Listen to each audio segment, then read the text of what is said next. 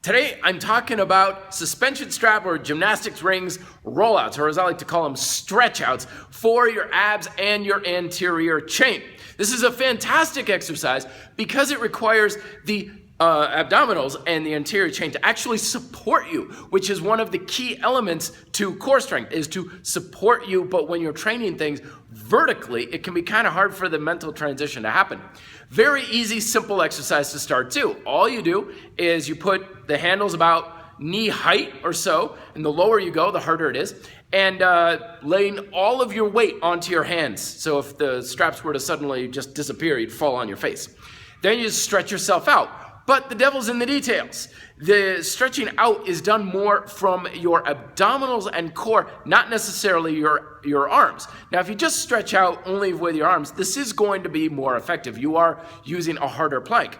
But what we want is to make it a dynamic exercise for your core.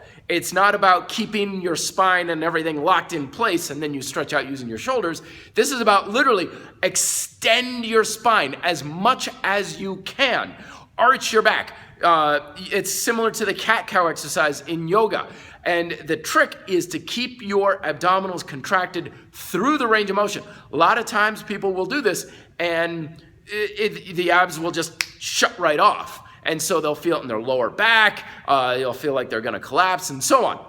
Shouldn't feel anything at all in your lower back. Remember, as a good rule of thumb is if you feel something in your lower back, it means your abs have left the building. So how do you get started with this? Well, I recommend starting on the ground. Don't jump on the rings just yet.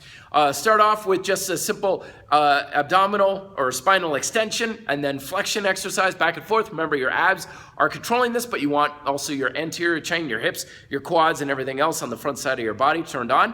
Extend your spine, flex your spine, extend your spine, flex your spine, and so on. Then go onto your toes. Same thing. And again, it's not about doing the movement. If just doing the movement was enough, everybody in the world would be jacked from working out in the gym.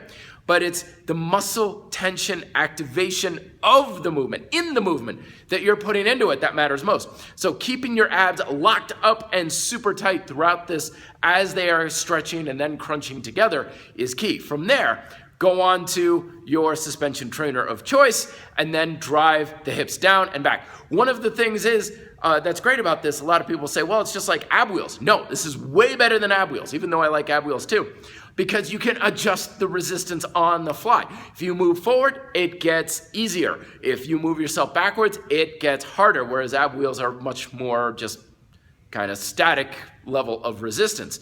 So play around with it, start off easy. It's deceptively difficult, and give it like a couple of weeks of consistent practice to get used to it before you either fully adopt or toss it out and say it doesn't do anything.